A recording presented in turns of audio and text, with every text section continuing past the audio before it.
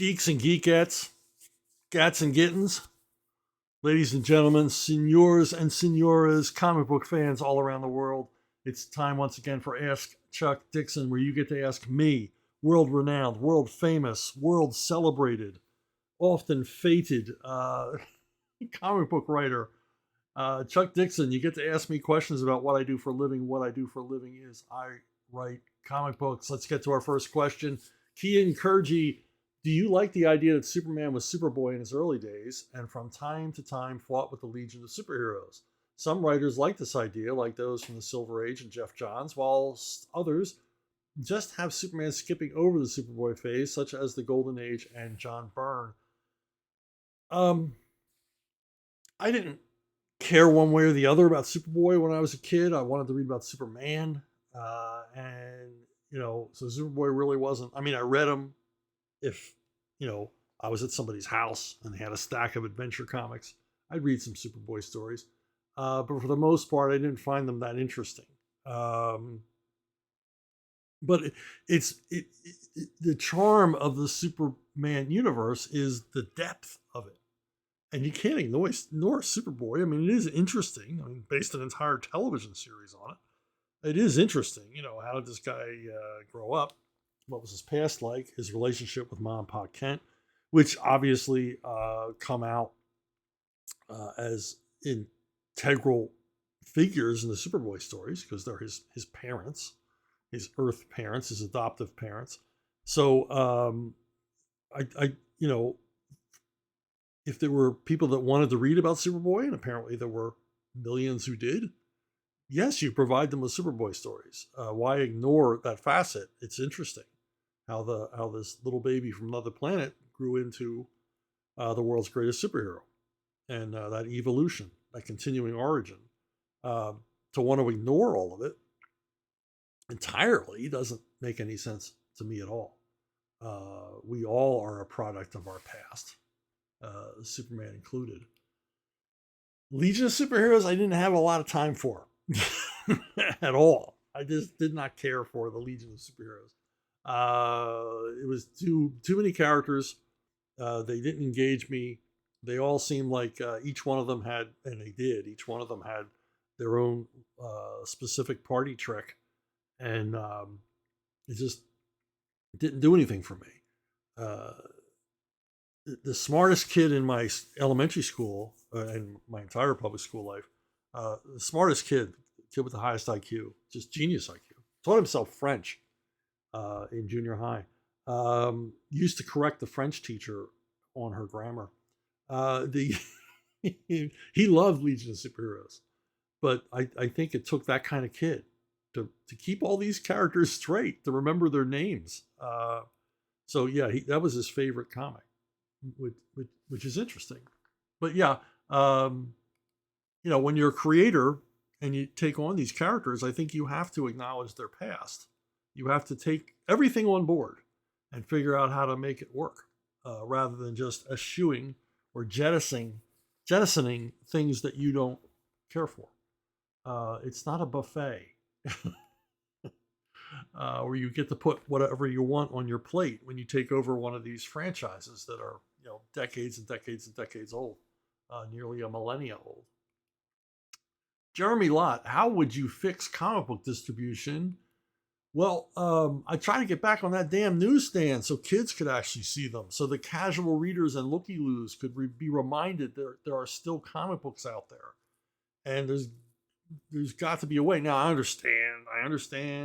There's no newsstand anymore, but my local supermarkets have a magazine stand in addition to the impulse rack at the checkout. So there's lots of periodical publications available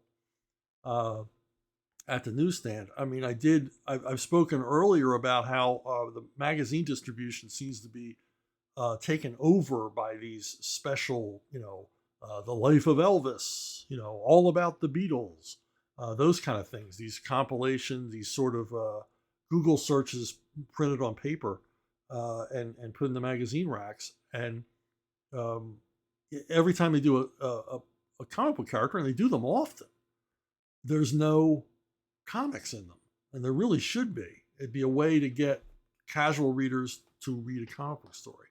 My youngest son recently pointed out there's this Manga magazine out that's about manga but has no manga in it. I mean, things like that don't make any sense to me.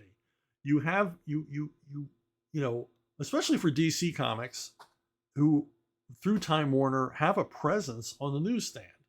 Why can't you get a comic book there? Not a pamphlet, nothing else. I mean, it. Why don't they rethink the formatting? Because the comic book shop is dying. It's dying, and it's taken everything down with it. I mean, I know comic book retailers. I have friends who are comic book retailers. I'm not telling tales out of school. Lots and lots of stores are closing. Now, there will always be comic book shops. A comic book shop opened in my area 2 years ago. It's doing very well. But you know what? He doesn't sell new comics. He just sells back issues. He's just an old-fashioned comic book shop where you go in there and buy tchotchkes and back issues. So they've got to look outside this system. They're like in a suicide pact with the direct market when DC and Marvel and allied themselves with Diamond Distributor and tied themselves almost entirely to the direct market. It hurt everything across the board. And you could say, well, the bookstores, they're not doing so well either. Well, comics would be doing better in the bookstores if they hadn't abandoned the newsstand. The newsstand is the entry level for comics. That's where you first that's where you first saw comics when you were a kid and got interested. And if you were the 10% or so that really, really, really dug them, you found the comic book shop. Or you looked in the graphic novel aisle at Barnes & Noble. But it begins on the newsstand. So, book sales, bookstore sales, online sales, direct comic book shop sales, they're all suffering for that one reason. So how do you get books in front of kids? Book fairs is a good idea. I think Dan Pilkey can tell you all about it. Go to kids' book fairs. Create material that would fit in, to this, not pandering, not nothing else. Just create material that would be suitable for book fair consumption. And I'm not talking, little golden books about the Punisher that are really made for adults, really, really, really geeky adults. Sorry if you own one of those like sort of ironic little golden books, but actually really good comics. Again, Dan Pilkey. Think outside the box. Definitely think outside the direct market. Lean on subscription services. I use Gmart, and they're terrific. There's other comic book subscription services. Pay a little more attention to them. Help them out a little bit. Maybe for these larger subscription services, offer them a special edition or something, a limited edition comic that only they can get, or a variant comic only available from that subscription service. That kind of, you've got to think about this stuff, and they don't market comics. They've never marketed comics. Another enormous mistake they made was hooking up with Amazon for Comixology. And I can tell you this from my own experience. I never had much faith in digital comics. I don't really like digital comics, even though I write them. I don't like them as a consumer. I like them as a medium. They're kind of cool and they're kind of fun to write for. But as a consumer, I'm a boomer. I want a book in my hands. I don't like reading on a Kindle or some other device or on my phone. My God, read a book on your phone. But I realize that's a generational thing, and a lot of you dig it. You like it. And that's cool. That's cool. It's just a different strokes for different folks. But I know from my own experience, though I had no faith in digital comics, that I saw when DC Comics was doing their own digital distribution, my sales were going up. Those checks that were coming every quarter for digital were getting larger and larger. They were becoming substantial. And I thought, well, okay, maybe there's a future here. And obviously people are reading digital comics, and they're reading them in magnitudes, because otherwise this check wouldn't be the size it is. And then DC, Marvel, and a lot of other companies were wooed by Amazon to sign up for Comixology. Well, they signed up for Comixology, and Comixology sold to Amazon. If I was part of Comixology when it sold to Amazon, I would have pulled all my material out, because what happened is what happens with everything Amazon buys that's a competitor is they simply buried it. They buried it within Amazon, and my I saw a steep decline in the figures on my digital royalty checks. Now we're connected with the biggest retailer in the world, and our sales go down. Well, of course they do, because Amazon doesn't give a crap how well DC and Marvel or Dark Horse or anybody else does in the digital space. They just wanted to buy them up to keep them from competing. And so there you go. Now, the other thing, the elephant in the room, manga. Why is manga doing so well? Because the material's better. It's more diverse in the true sense of diversity. It's not diverse at all. All the characters are Japanese for the most part. But you know what I mean in terms of genre and approach. If you want to read something funny, there's a manga. If you want to read something serious, there's a manga. If you want to read something grim and dark, there's a manga. If you want to read about characters playing baseball, there's a manga.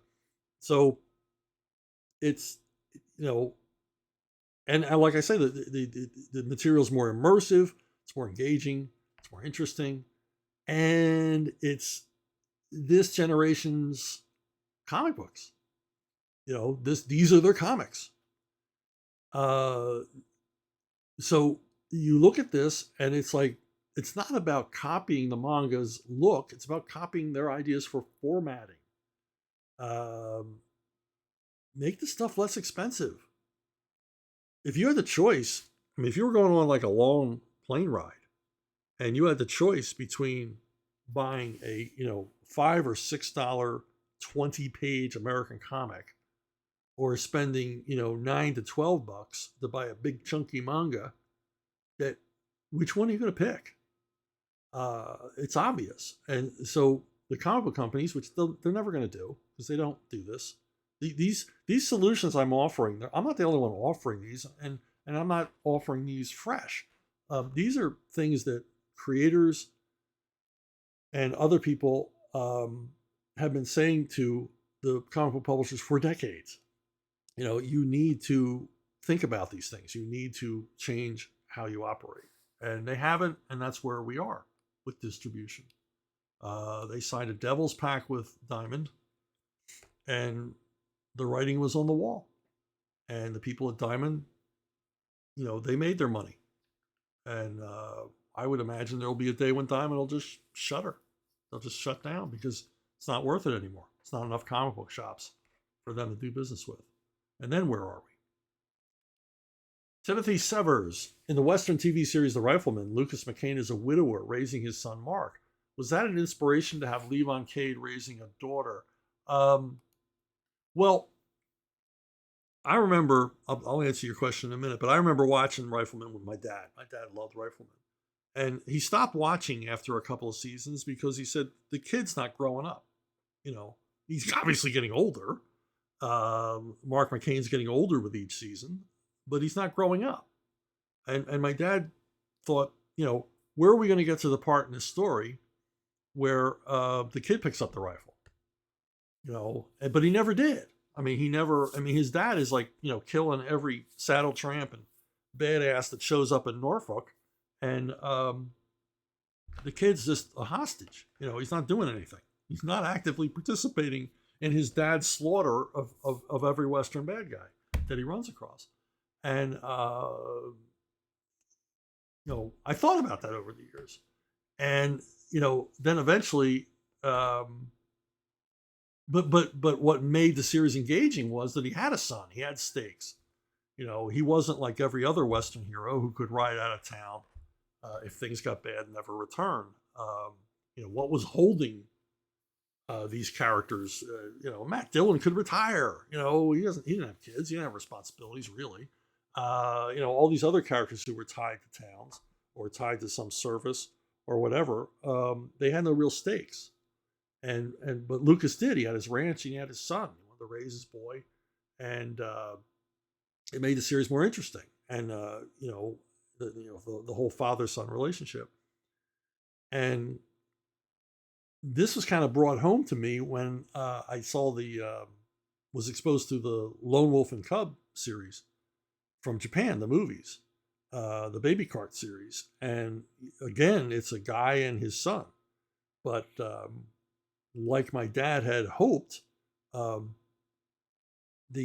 kid becomes deadly too. Over the course of the movie series, the kid starts, that baby cart turns out to be a weapon for this kid.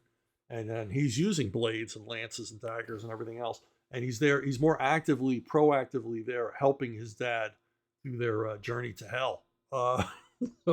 And again, the lead character has stakes, and I thought a lot about that kind of stuff when I went to create Levon Cade, and I wanted to do a series of books that scratched my Punisher itch because I really missed writing about Frank Castle. I really missed those kinds of stories, and I wanted to get back into it. But I didn't want to do the loner character, the psychotic loner. And I thought, well, what if it's not about revenge?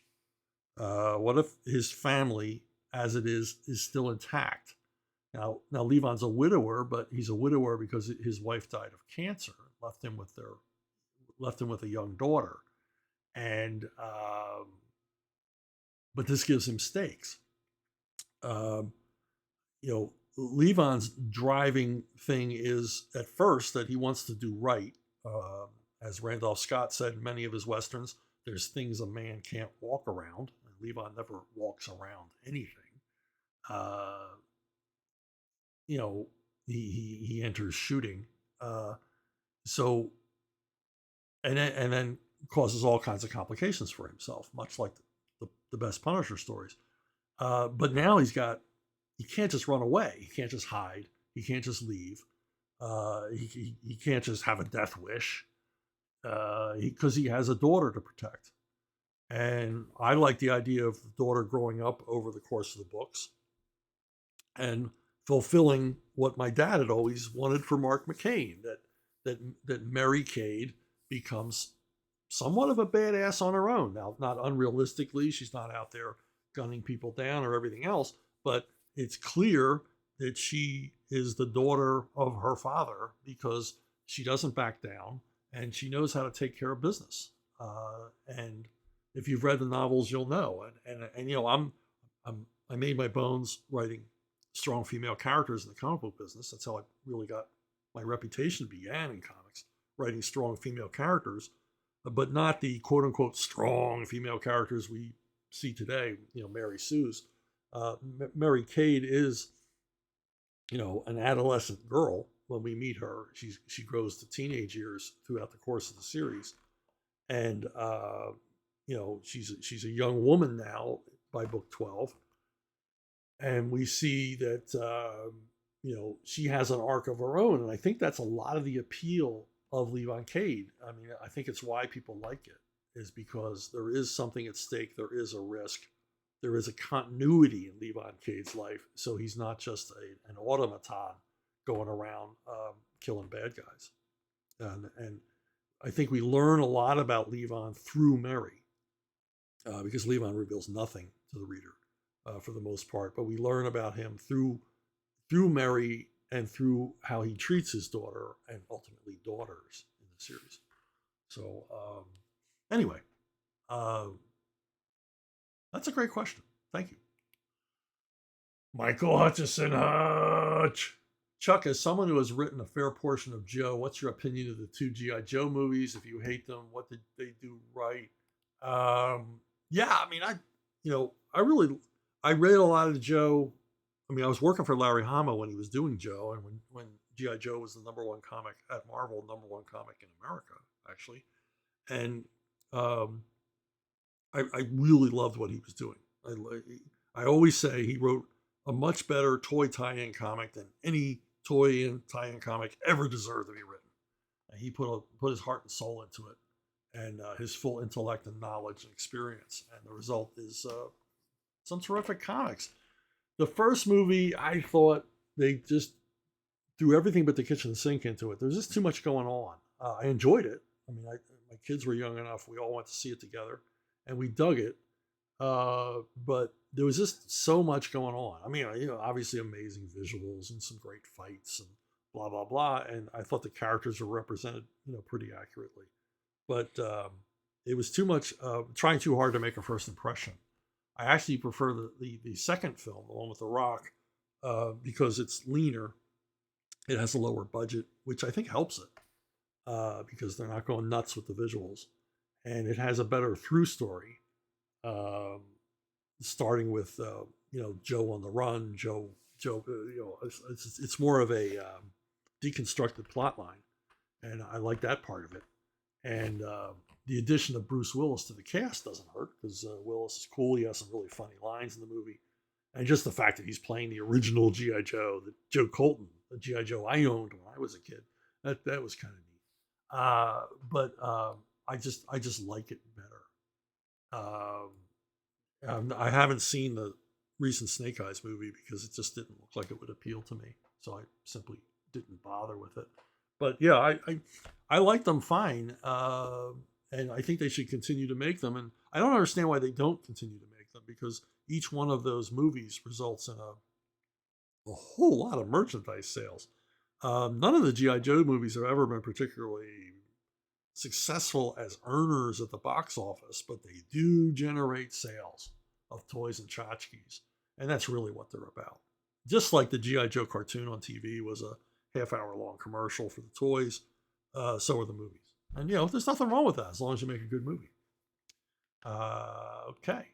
Hey, if you have subscribed, thank you very much. If you haven't subscribed, please do so. It helps grow the channel, and we're getting awful close to 10,000 subscriptions. They tell me that the sun will rise in the east and the west when that happens. So help me out here. It's free. Harlan Roberts. Was there one turning point in the DC or Marvel comic verse where they took that hard turn to the left? No, there wasn't. I mean, generally, the people, I think at Marvel, they were apolitical when I worked for them. At DC, they were, under Jeanette Kahn, they were more liberal because she was a New York City liberal, Upper East Side, New York City liberal, bleeding heart liberal. She had all kinds of causes and everything else, and nothing wrong with that. I mean, you got a cause, you got a cause. But it was business first. Jeanette Kahn was a tough businesswoman. She jealously protected the company's brand. Except for a couple of occasions, she didn't insert her politics into the comics themselves. And so, all was cool. And it didn't matter who you voted for. You work at DC or Marvel, they didn't care. And what happened is it wasn't like there was a Bolshevik revolution. What happened was, as older editors retired, or in Marvel's case, were fired, a new type of editor showed up, and they're what I call the indifferent editors. They really didn't really care about comics. They were just there to protect their careers, but they didn't understand that better comics would ensure their careers. They thought that making points at editorial meetings and brown nosing would give them job security. And because they were indifferent to the quality of the comics and really didn't care what the content was, they created a vacuum. And the vacuum was filled by leftists who thought, hey, if I work at DC or Marvel, it'll look so cool on my resume when I go to apply for a job at CNN, or some other outlet. So that's really what happened. It was like a slow from the mid 2000s to today. These like so many corporations, these empty-headed college grads with their heads full of Cloward, Piven, and Mao show up and take over the HR department and take over assistant editor jobs and everything else, and then they cancel their way upwards. They get rid of everybody above them by Me Too or claims of racism or sexism or whatever, and we see the end result. And when they did that as well, they got rid of most of the freelancers who actually knew how to create good comics, because so many of them weren't going to go along with this agenda, or they decided, I'd rather hire my friend from art school, or hire somebody, hire some New York Times best-selling author who knows nothing about writing comics to write these comics because they voted the same way I do. They check all the right boxes. So that's really what happened. It was like a slow devolution, but it's the same at every company, from Bud Light to Ford to United Airlines. The same thing was happening everywhere. Almost looks like it was planned, and it was. It was. I don't want to sound crazy here, but it was planned by the Soviet Union. Former KGB agents have said, we set this in motion, and then the Soviet Union collapsed, but we'd already laid the groundwork at your universities and colleges, and your universities and colleges continued enthusiastically with the Soviet plan to undermine American culture and businesses, and it worked. Hey, who won the Cold War in the end? Matt Coleman, what were some of your earliest pre-professional or childhood stories that you wrote, and did you ever reuse any of that material in your later professional work? When I was a kid in elementary school, I created a character called Melvin Mudball. And as you can see, it was very easy to draw. I recreated these. These aren't my childhood drawings. I just quickly did some Melvin Mudball drawings. And the thing about Melvin Mudball was he could be anything I wanted him to be.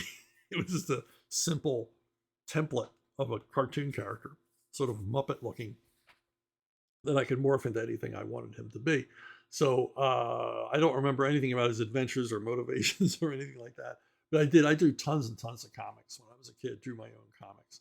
And all the way up through high school, I was drawing my own comic books, usually in math class on lined paper, because, there was no one to draw them for me. But then, as I decided I wanted a career in comics, I actually, for a while, foolishly thought I could make it on the art end. So I started drawing, pages on like real Bristol board at the right sizes and everything else. And created a whole bunch of things that went nowhere. But the one I most fondly remember was a pair of characters called Sigurd and Slasher. And as you can see very clearly, they are a funny animal parody of the sword and sorcery genre. They're very much Conan as done as Looney Tunes. And I did a whole bunch of pages and some stories. Nothing was ever completed. And my idea was to get them published in fanzines, which were still a thing at the time. These amateur publications that would do comics. And but for one reason or another, I had other jobs to work and everything else. I simply never submitted them to anybody. So the world is seeing these characters for the first time here on Ask Chuck Dixon. And, but the thing is that drawing these pages taught me a lot about comics. I learned as I was drawing. And trust me, I drew hundreds of pages of comics in my adulthood. And it taught me a lot about balloon placement, panel composition, things like that. But mostly it taught me what hard work comics are, and to appreciate the artist's work and how much time they put into it and everything else. So I had an understanding, and also an understanding of the real estate of a comic book page. How much can you get away with on a comic book page? What are the limitations? What are the pros? What are the cons of this medium? And actually hands-on, penciling and inking and the rest of it, and doing my own lettering, which I'm horrible at lettering. I'm not that great a cartoonist either. But boy, the lettering was a big deficit for me. Lettering is important. Bad lettering can ruin even a professionally done comic if the lettering looks like crap. But anyway, anyway, it taught me a lot. So those are some of my earliest creations. The secret is out. Twin spin. Here we go. Matt Coleman again. What childhood and teenage years movies, TV, books, comic strips, comics did you like, and how did they influence your writing as an adult? Um, well, I was sick a lot as a kid, which kind of turned me into like a pop culture vampire. I mean, I just consumed pop culture because I was either sick at home or hospitalized as a kid, and so I just hoovered up everything in sight that was available, and I think my earliest favorite television show was Twilight Zone, which often scared the living hell out of me. I don't know why my parents let me keep watching it because I would have nightmares. And the thing I would have nightmares about is the episodes involving nuclear war, because when I was a kid, nuclear war was a real thing. I mean, they keep talking about, we're on the verge of World War III and everything else. We really were on the verge of World War III a couple of times when I was a kid. I remember Bay of Pigs, seeing all the dads on my block come home early from work in cabs, go in the house and come out in their National Guard uniforms, and go get back in the cab and go off to the base because they'd all been deployed for a possible war with the Soviet Union over Cuba. And so these things were very real. I could watch all the monster movies in the world, and they never gave me nightmares. But episodes of Twilight Zone and Failsafe, they gave me nightmares. But I never missed an episode. I loved it. Loved it. I would sit way too close to the television, so shocks like what was it, Terror at 20,000 feet? I think that's what it's called, the one with Shatner and the thing on the wing. Yeah, that freaked me out. Oh, Man from Uncle, another one. I recently did a What You Reading episode about Man from Uncle. I thought these were the coolest guys in the world. And they kind of replaced the TV Western. The spy craze, if you were a kid back then, sort of took over the TV Western. And but I loved Westerns. When I was a kid, watching them with my dad.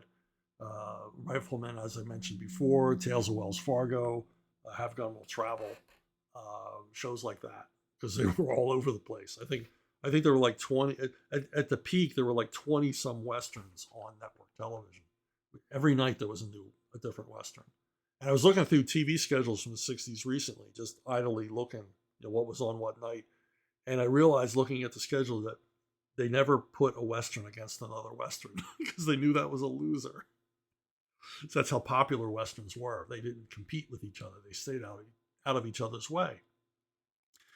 And of course, like most cities, we had a chiller theater. We had a late night horror show on Saturday nights, and like every other kid, in addition to the spy craze, there was the monster craze, and I loved all of the old Universal monster movies and Godzilla movies and all the rest. So they were a big influence, and of course, Wolfman being number one amongst them. I love the Wolfman. I wanted to be the Wolfman. Of all the monsters, I thought he was the coolest because he only had to work 3 nights a month as a monster. The rest of the time, he could be perfectly normal, although apparently, from Lon Chaney Jr.'s performance, highly agitated. So, and Tarzan. Tarzan was a big part of my childhood. I love the Tarzan movies. They were still making Tarzan movies when I was a kid, so I could go to the Saturday matinees and see, Jock Mahoney as Tarzan, Gordon Scott. And our local CBS affiliate every year would have a Tarzan week, where on the early show and late show, they would just run through all the MGM Tarzans. And I rewatched them over and over and over and over again. And then, of course, later found the books. Also, 50s sci-fi. I remember my dad telling me that Forbidden Planet was going to be on TV that night, and I had to watch it. I had a great dad. He said, "You're going to love this." And I did. Just blew my mind. Loved Forbidden Planet. But, I watched all of them, 20,000, Beasts from 20,000 Fathoms. In fact, one day, we were all playing in the street. This is back when kids played in the street. And we were doing something. and the whole neighborhood's out. There was like 2 dozen kids playing foursquare and stickball in the street, and one of our neighbor kids, the bangs open the screen door and announces to the whole block, the 20,000 Beast from 20,000 Fathoms is on TV right now, and that street emptied. It was a ghost town. Every kid ran home to watch that movie on TV. Turned out the baseball game was an away game and had been rained out, and they put on the Beast from 20,000 Fathoms as a surprise. Wasn't on the schedule, so that's the impact that had on all of us. And of course, going to the local movie theaters. If you're from Upper Darby, Drexel Hill area, you'll remember the Waverly, the Eric Terminal, and just basically living there. I lived at the Waverly in Saturday matinees. In my teenage years, I would go to the Terminal, which wasn't in the best neighborhood, and watch 3 action films in a row. Spend all day there. So movie theater is pretty much a temple for me. As far as movies, John Wayne was it, man. John Wayne was it when I was a kid. I remember having a discussion with other kids in the back alley, and we were talking about basically manliness. Who's the when you grow up, who do you want to be? And we all agreed that we all wanted to grow up and be John Wayne. And one of the kids, because we were all primarily good Catholic kids, one of the kids said, "Yeah, but he says bad words in movies." And I leapt to the defense. I said, "Well, that's his job." Meaning, hey, that's the character he's playing. We were all sure that in real life, John Wayne didn't use bad words. But everything about the Wayne movies was a big influence on me as a kid growing up. And, of course, all our dads loved John Wayne, too.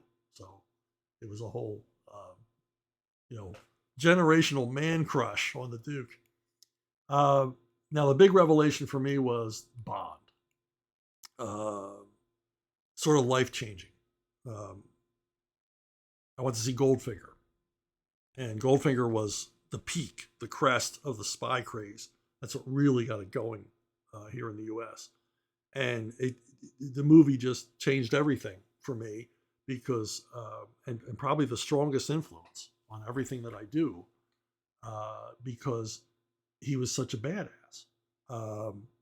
And I had never seen a hero in a movie that had no problem shooting bad guys in the back. And not, he'd shoot bad guys in the back and then go have a drink. So Goldfinger, which, I still think is the best Bond movie ever made. It's fascinated me, absolutely fascinated me. This wasn't typical for me, but I went back to the theater and saw it a couple more times. It's really my first experience doing that. And I was, what was I, 10, 11 years old? And I went back a couple of times. I put down my money to see this movie a bunch more times because I just couldn't stop thinking about it. Now, as far as comics go, Ditko's Spider-Man, I read comics. I read tons of comics, every kind of comic you can possibly imagine. Anything that came in front of me, I read. But Ditko's Spider-Man is really where it all came together for me. It was a comic. It was my comic. I spoke earlier about each generation has their comic book character or their comic book. And Spider-Man by Ditko, and Stan Lee, but mostly Ditko, that was everything to me. I got so immersed in this comic, and for good reason. It's beautifully crafted. It's engaging. It has characters that you care about, and it really seemed more adult, in the proper way. It seemed more mature, sophisticated writing than all the other superhero comics or any other comic that I was reading at the time. And I would basically move on from this to I've basically spent my comic book buying habits following Steve Ditko, and I followed him over to the Warren books and discovered them. And I think they were a big influence on me as well. Creepy, eerie, and continue to be a fan of them. This is back when there was plateau marketing and you moved from little kids comics to superhero comics to horror magazines. But yeah, even to this day, the Ditko Spider-Man run is a big deal to me. Another huge influence was Peanuts. I loved the Peanuts comic strip, and I was kind of ahead of the curve because I loved it when I was a really little kid, and it wouldn't, uh, you know, it really didn't hit the peak of its popularity till I was like in junior high. But I read all the paperback collections, and I remember when I was so excited when the first animated TV special came on, and a friend of mine in school said he knew how much of a fan I was of the comic strip, and he said, "We have a color TV. It was the only one in the neighborhood." He says, "You want to come over and watch it with us?" I'm like, "Whoa, yes!" So I, packed in with him and his. I never knew how many siblings this kid had. It just seemed like a house full of kids, and we all watched it together. And but it just a big influence because it it I sort of intuited that what was great about Peanuts was it was Schultz's personal statement. It was very personal. I remember getting in an argument with an adult when I was a kid.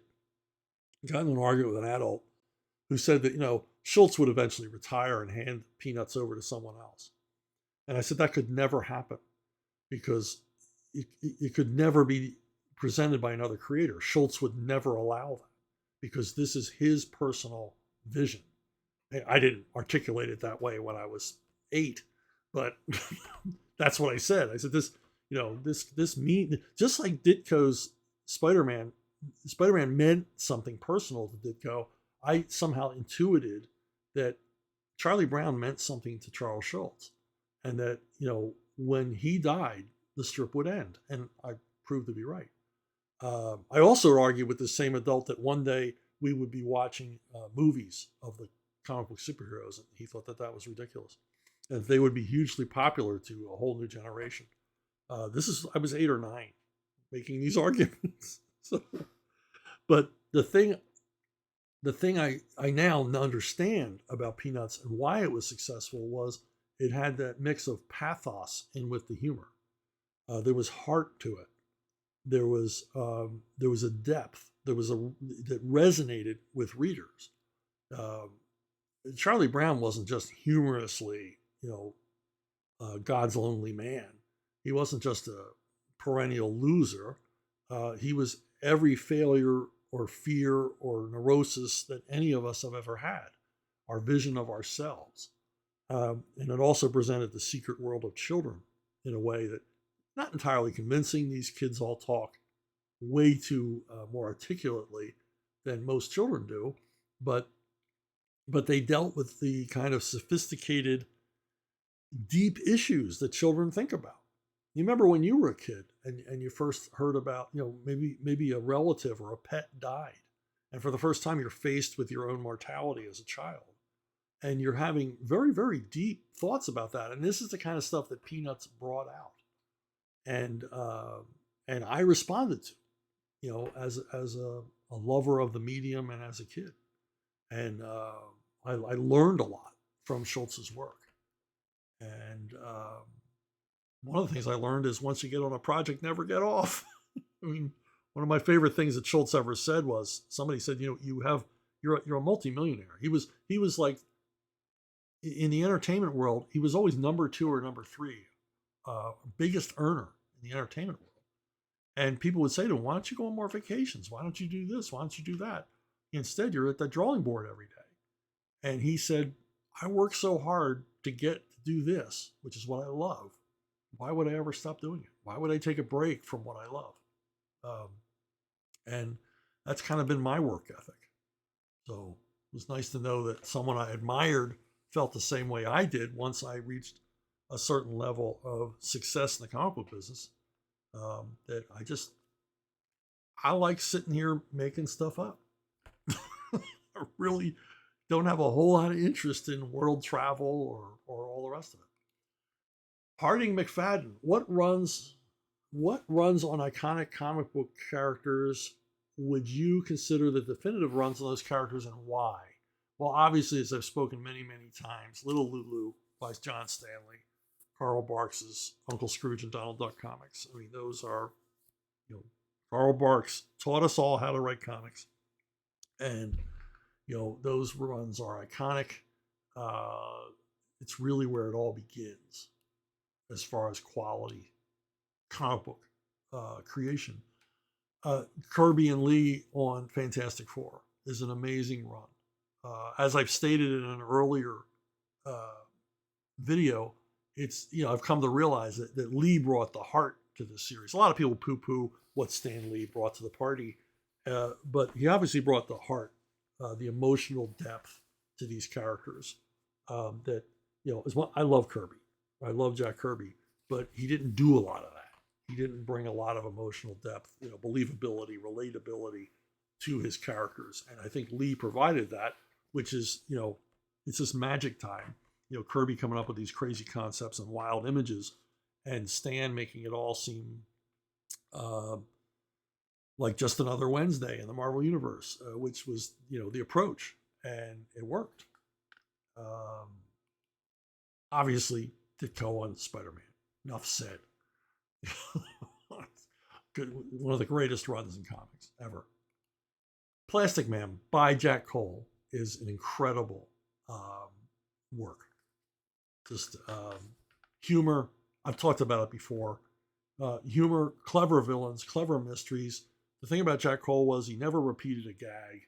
The Plastic Man gags. The variations on Plastic Man's use of his abilities just seemed bottomless, just seemed endless. He was always coming up with new, fresh, crazy things to do with this, malleable character and showing off his abilities.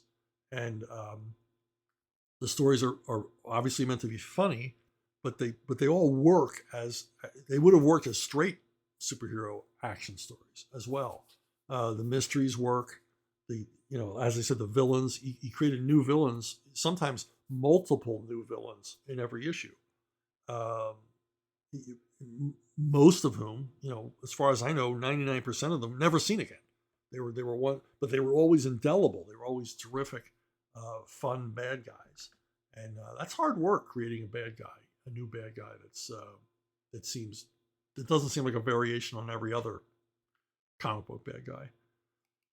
Another amazing run is Fox and Crow at DC, which ran from like the late 40s into the late 60s. It has like this almost 20-year run. It's like a 19-year run of Fox and Crow. And the Fox and Crow, it was Funny Animal, published by DC. And the premise couldn't have been simpler. Fox is a sort of middle-class guy. He lives in a house. He has a job. It's never specified what his job is that I know of. And he lives in a house. And this crow, Crawford Crow, lives in a tree outside. And Crawford Crow is a bum and a con man and a user. And his victim, his mark, is always the fox, who for some reason, every issue, every story, would fall for the crow's latest con game. And 19 years, they never repeated a story. They even made fun of it in one issue where the crow can't think of a new con and buys a bunch of Fox and Crow comic books. So he can go into the back issues to see if he can find some inspiration. The other amazing thing, not just the long run of this and the consistent quality of the stories, they're always funny, always clever, always well worked out. But the most amazing thing is they were all written by Cecil Beard, an animation writer, and all drawn by Jim Davis. As far as I know, Jim Davis drew every single Fox and Crow story. I could be corrected on this. Maybe Jim Engel is listening and go, "No, Chuck, you're full of crap." Some other guy did them. Anyway, these two guys did 19 years worth of work on Fox and Crow. And that has to be the longest run ever on anything. And an incredible run. And like I said, of consistent quality. Now, another run that is like forgotten and shouldn't be. Maybe you know about it, maybe you don't. It was the 10 issues of Detective edited by Archie Goodwin. I think Archie was often at DC and Marvel brought in as interim editor on titles until they got the person they wanted to be the regular editor. Um, but this 10-issue run in which Archie decides to go back to a sort of retro 1930s, logo for the cover, and back to individual standalone Batman stories done by a variety of freelancers. He was picking and choosing, much like he did when he was at Warren. He was picking and choosing from all kinds of different artists, and each one of these issues is a gem. Some are written by Archie, some aren't. But we see artwork, by Neil Adams, Walt Simonson. In fact, here is where the reboot of Manhunter was created by Archie Goodwin and Walt Simonson and serialized in these Detective Comics. You get Jim Aparo, of course, Alex Toth, Howard Chaykin. And this was in an era when they moved away from the 15-cent comic. They were forced to start doing these 60-cent 100-page collections because DC and Marvel both were fighting for space on the newsstand, and newsstands weren't carrying comics, so they had to start doing the regular issue of the comic at 100 pages every month, and the back was filled with reprints. And because it was Archie, even the reprints are cool. He picks really great reprints to throw into the back of the issues, so you're being exposed to, the best Golden Age stories selected from DC's archives, as well as these terrific lead features. And the stories are uniformly terrific. And what I like about them is they're very meat and potatoes Batman stories. You've got straight up action stories, you've got whodunits, you've got every kind of Batman story you can imagine in these 10 issues. And the standout amongst them is a story called Night of the Stalker. And Night of the Stalker was a big influence on me as a kid. It caused me to supplant Denny O'Neil with Archie Goodwin. And I told Denny this. Denny laughed. This run and this issue in particular made me replace Denny with Archie Goodwin as my favorite Batman guy. And the funny thing is, Night of the Stalker, the lead story, isn't even written by Archie. The artwork is by Sal Amendola, who was I believe it was a Continuity Studios staffer, the commercial art business owned by Neil Adams. Sal Amendola, and written by someone named Vin Amendola, who I can only assume was Sal's brother. Story could not be simpler. It is, and I don't know why the story isn't reprinted endlessly. Bunch of guys rob a bank in Gotham. They escape, and if I remember right, they run over a child. Somehow an innocent is killed in the robbery. And they head out to the outskirts of town, to their hideaway, where they're going to wait out the manhunt, unknowing that Batman is on their heels the whole way. And one by one, he takes out each one of the gang members in perfect Batman style, super dramatic, super spooky, super suspenseful. And that's it. They rob the bank, Batman goes after them and kicks their ass. And that's the story. I loved it. I loved every page. I loved the ideas. And it really cemented in my mind the idea of Batman as like the ultimate badass. I don't think, I should have really gone back and looked at the story, but I don't think Batman even has one single line of dialogue in this entire story. And I have to think that this was a big influence, not just on me, but on other creators. But this run, if I were DC, I would collect this run of DC's, of Detective Comics edited by Archie, as a compilation, just so you could try to experience how exciting this was to pick up each one of these issues on the newsstand. Now, Archie stopped editing. They handed it over to somebody else who I can't remember. And it went back to business as usual, sort of, lame Batman family stuff. Moved away from the excellent work being done here to sort of, standard 70s Batman stuff. Forgettable for the most part. Hey, I'm going to take a last bite here from a question that I had in a previous video where it was a question about traps, death traps.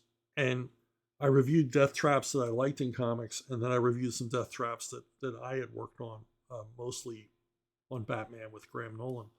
And I completely forgot about a Levon Cade death trap that I was particularly proud of. I think it's in the book Levon's Kin. I'm the writer, not a fan, so I don't remember where the scene happened. But I do remember, and I didn't even think of this trap. I got this trap from the biography of a former SS officer who served in Indochina in the French Foreign Legion, represented here. This is from a movie. This is an actual still. Very good movie, whose name I can't remember. Bruno Kremer plays the SS guy. But not the SS guy from the book, but just an SS guy, because apparently a lot of SS guys and German troops ended up being recruited by the French to go fight the Viet Minh, who would later become the Viet Cong. And along with their usual German ruthless efficiency, the Germans brought along the tactics they had used primarily against the Russians in World War II. And one of these involved a length of steel cable looped on either end, the loop going on one end to the tow hitch of a vehicle, the other end of the loop being cinched about an item of male anatomy, the victim having been stripped naked. And in the Levon story, this happens to him. He is the victim. He's ends up having to trot behind a truck driven by Mexican cartel members down a country road. And if he doesn't keep up, it's not going to go good for him. If that steel cable goes taut, he's finished as a man and possibly as a human. So he has to work his way out of that. Stripped naked, bound, wrist bound, towed behind a truck by his junk, and he has to get out of that. I won't tell you how he gets out of it, because you should read the book. But that's probably the best trap I ever wrote, because that took a while to figure out how realistically, without some James Bond gadget, he was going to literally save his manhood. Hey, if you want to contact me, if you know some crazy Nazi torture methods, or have a question or whatever, BrunoBookstore@gmail.com. No, please don't send me any crazy Nazi torture methods. I've read enough of them. I really don't want to know anymore. BrunoBookstore@gmail.com. BrunoBookstore@gmail.com is how you reach me. And while I got you, hey, if you're not reading My Sister Supreme at Arctunes, why don't you head on over there? Check that out. I would certainly appreciate it. And I think you'll have a lot of fun. Anthony Gonzalez Clark is doing awesome work, and there should be new episodes up soon. So that's it for me. I want to thank you for watching. I want to thank you for listening. I want to thank you for subscribing and liking and all the rest of it. And I will see all of you, I hope, down the road.